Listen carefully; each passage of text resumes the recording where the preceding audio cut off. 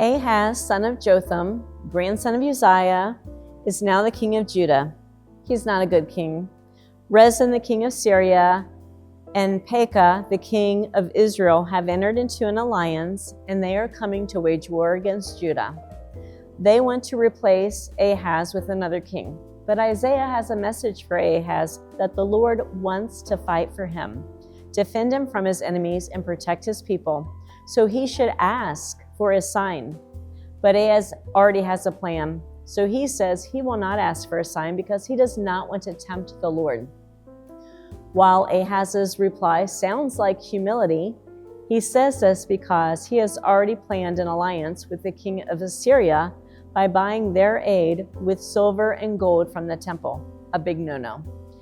With the Assyrians' help, he believes he does not need God. How often do we do the same thing?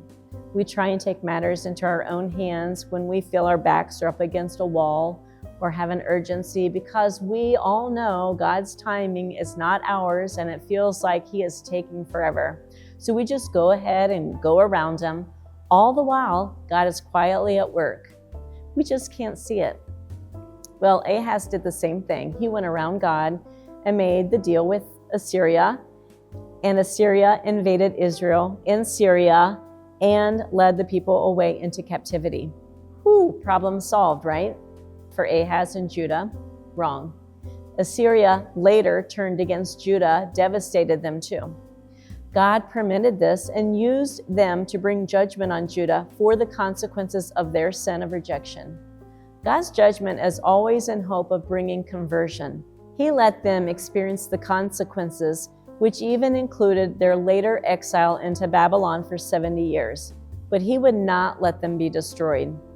And here is why. God had a plan, not just for Judah, but for the whole world. And this is evident in Isaiah's prophecy in response to Ahaz's lack of trust in God. Therefore, the Lord Himself will give you a sign. Behold, a virgin shall conceive and bear a son, and shall call his name Emmanuel. The sign of Emmanuel would be a sign of deliverance to Judah. I see so much of our world in this story.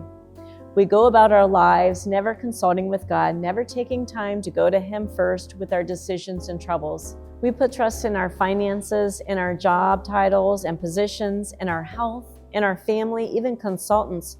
But what about when those things turn on us or just fail us, like King Assyria turned on Judah and failed them?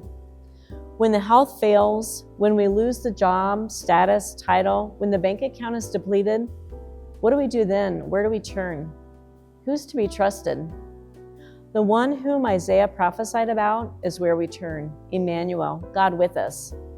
God sent His Son, Jesus, Emmanuel, to be God with us, and He is with us.